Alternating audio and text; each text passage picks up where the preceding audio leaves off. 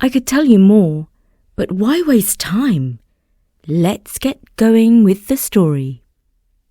The Dutch Hotel. The Joneses lived in central London in a mews house. You can find mews houses down little side streets that run behind the big houses. Once upon a time they were stables or garages, with living quarters for the servants on the upper floor. Nowadays they are expensive and fashionable homes, smallish but pretty. You might even find a film star living in a mews house. The Joneses were not rich. Dad, whose name was Alan, was a chauffeur. His boss, Harry Harrington, was a very wealthy man. He had made tons of money in property, houses and hotels and the like. His name appeared in the rich lists in the Sunday newspapers. Dad had worked for Harry Harrington for years. In the early days he had been a messenger boy, but Dad loved cars and was good with mechanics. So Harry made him his chauffeur. Any time, night or day, he was ready to take Harry and his latest and ever younger wife to wherever they wanted to go, near or far. On normal days they rode in the Mercedes. On Sundays and special occasions they took the Rolls-Royce. But when Harry Harrington died, aged 91, his grown-up children did not want a chauffeur. They preferred to race around in their sports cars, revving up the engines down little streets and making pedestrians jump out of their way. But they did want the mews house, because it was valuable. And so it seemed that Dad was out of a job, and the Joneses were going to be homeless. Alan's wife Angeliki worked as an administrator in a hotel, but did not make nearly enough money to pay for a house in central London. At first the children weren't too worried. They had a natural optimism that everything would work out one way or another. "Don't worry, Dad," said Yogi, who was 11 years old. "We are good people and nothing bad will happen to us." But the more they saw their parents looking anxious and tired, the more the kids caught the worry bug. It turned out that the kids' first instinct was the correct one. Although Harry Harrington's numerous sons and daughters seemed indifferent to their fate, there had been one other important person in his life. Zelda, his seventh and final wife, had inherited a good part of his fortune, and invited him to come and see her to discuss his future. "Alan, my husband really loved you," she said as she sunk into the deep sofa. She sat across from him holding a bone china teacup. "He always said that he trusted you with his life. I think it is terrible that his children are throwing you on the scrap heap like a used car." Alan knew there was bad feeling between Zelda and Harry's children. Their differences were about money. Differences usually are. Alan nodded and said, "Well, it does seem a bit harsh, especially on my kids." "Do not worry. I have a very special job for you. Do you know the Dutch Hotel?" "I know most of the hotels in London, but I don't believe I've seen that one," said Alan. "Well, it is a very beautiful building in Lancaster Gate. Maybe it has seen better times, but the location is perfect, don't you think?" Alan, of course, knew where Lancaster Gate was. It was near where he lived.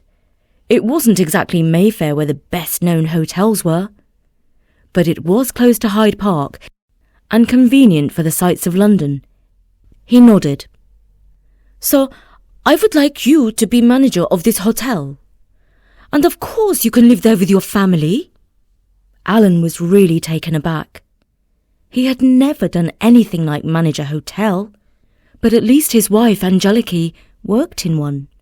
"Well, Angeliki knows more about hotels than I do," he admitted. "and I suppose we could work together. It can't be rocket science."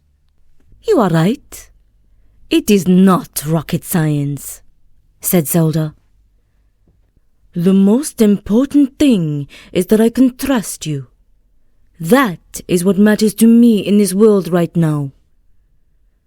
But there is one special feature about this hotel which I must tell you about.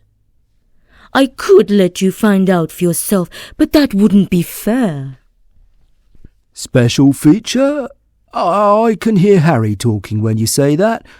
I know what you really mean is that there's a problem. And not a small one?" "You are right," said Zelda. "I have picked up Harry's way of talking, yes. There is a problem that you need to know about." "Which is?" "The Dutch Hotel is haunted." "What do you mean, haunted?" "Well, there are ghosts there." "Really?" "Yes, really. Perhaps you don't believe in ghosts, but I promise you that you will soon. I have stayed in this hotel. That is why I believe in them. But don't worry too much. They are mostly friendly. So, now I have told you the good, the bad, and the ugly. What will be your decision? Will you take the job?" "I'll have to speak to my wife, Angeliki. But I don't think we have many choices right now, so I expect the answer will be yes." Angeliki was from a Greek Cypriot family. She was strong-willed, efficient, and no-nonsense. But she had a big heart. "What, you mean I must give up my job?" she exclaimed when Alan told her the plan. "Yes, but we can live in the Dutch hotel and have a share of the profits on top of our salaries. It solves all our problems. There's just one thing. The hotel's haunted." "Pah!" said Angeliki. "Don't worry about that. All hotels are haunted, but you won't see any ghosts. What's it like, this building?" "Well, let's go and take a look," said Alan. "It's only a few streets away." So, what do you think? Will Alan take the job? And will the Joneses move into the Dutch hotel that might be haunted? Well, you won't have to wait long to find out, because I'm going to continue the story in about a minute's time. So don't go away. But first, here's some news about a great new musical podcast you should check out. It comes from our sponsor, Wondery. Melon's House Party is a new musical podcast for the whole family to enjoy together. Sing along with Melon, an 8-pound dog with a 1,000-pound heart, and her friends as they have a party while their humans are away. At Melon's house party, all the objects in the house can sing, from the couch to the fridge. It's so great that you will want to sing too. This is one party you won't want to miss. Everyone here at Story Nori loves animals and loves singing. So, of course, we're going to be following Melon's musical adventures, and I'm going to be voting for Melon when she runs for mayor of her dog park. I hope Melon can count on your vote too. Listen to Melon's House Party on Amazon Music, Apple Podcasts, or you can listen ad-free and early right now by subscribing to Wondery Plus Kids in Apple Podcasts or Wondery Plus in the Wondery app. So, back to our story. Let's find out if the Joneses are going to move into the Dutch hotel. Although it wasn't far, they decided to put on their best clothes and take the Rolls-Royce. There was nothing like creating a good first impression. And besides, Alan wouldn't have many more opportunities to drive his beloved car. "Daddy, can't you ask Zelda if you can keep it?" asked Nafsi, his daughter. "Well, perhaps," said Alan. "but it does use a lot of petrol and I'll have to pay for it now." "Who cares?" said Yogi. "We're going to own a hotel. We're going to be rich." No, not quite, said Alan. "We're going to manage a hotel. It still belongs to Zelda." "Oh, same difference," said Yogi. They pulled up outside the Dutch Hotel.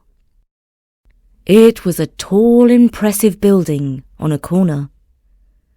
The windows were large and ornate and the doors were inviting. But there was no attendant and nobody to greet the car. "It doesn't look open," said Angeliki. "Let's go and see," urged Nafsi. They all got out of the rolls and went to peer through the glass front door. "Those are builders inside," said Angeliki. The hallway was grand enough, with plenty of marble, tiles and pillars. But there were sheets on the floor, and some men were putting up wallpaper. "Let's go inside," said Yogi. Alan was in a bolder than usual mood. He pushed the door and it opened. Hello?" said Angeliki to one of the men. "Zelda Harrington said we could come and take a look at the building. She wants us to run the hotel." "I don't know about that. You can talk to Marek."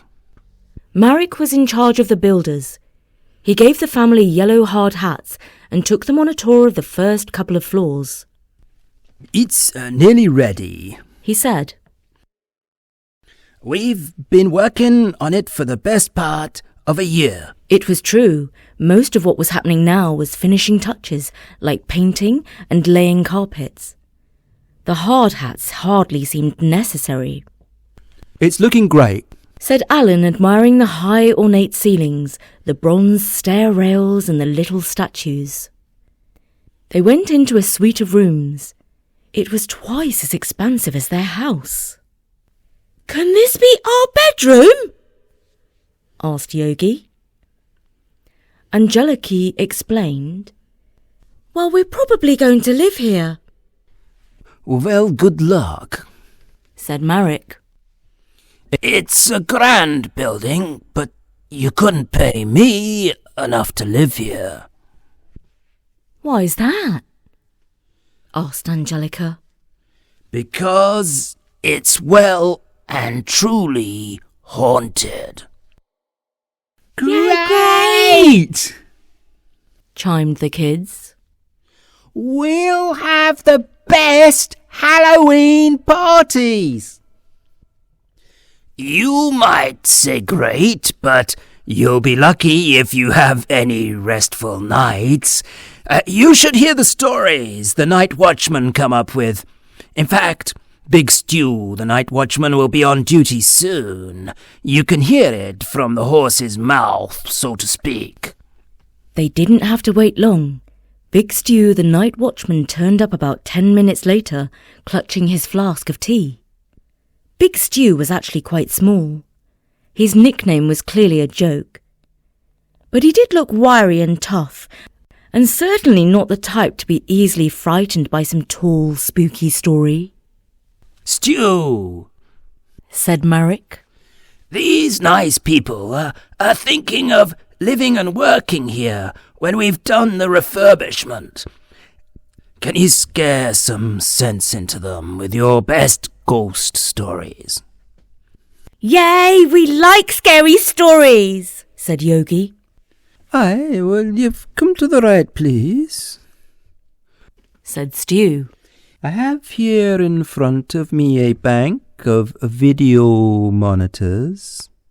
They show me the corridors and the stairways and the nooks and the crannies of the hotel. Now it's closed. There is not supposed to be anyone wandering around in the wee hours of the morning. Do you agree? It should be empty.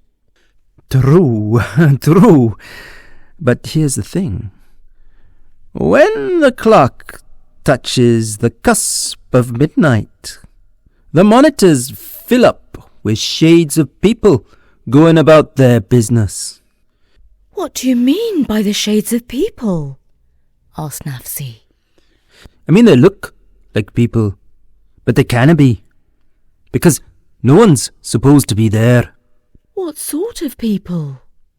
I would say for the most part they are servants, maids and waiters, fetching and carrying and sweeping and cleaning and the like. But there are guests too, ladies and gentlemen, dressed up to the nines in the fashions of years gone by. Oh, that's so spooky. Can we see videos of them? Asked Yogi. So, that's the thing. Every night I watch the shades, as I call them. They're as real as you are right now. But when I play back the video recordings, there's near a soul nor a mouse, living or dead, to be seen. Now, are you frightened? One look at Mum's face showed that she wasn't scared a little bit. There was a tiny little smile at the end of her lips, which revealed that she was slightly amused by the ghostly tale, and did not believe it. But Dad looked more concerned. Thank you for sharing your stories, he said. We'll have to hope that the ghosts are harmless. As far as I know, they never hurt anyone in their beds. Not yet. At any rate, said Stu. When the family were gathered safely in the Rolls-Royce, Nafsi asked, Daddy, are you sure you want us to live in that creepy hotel? Well, said Dad, where else can we live? And that was the first episode of The Dutch Hotel.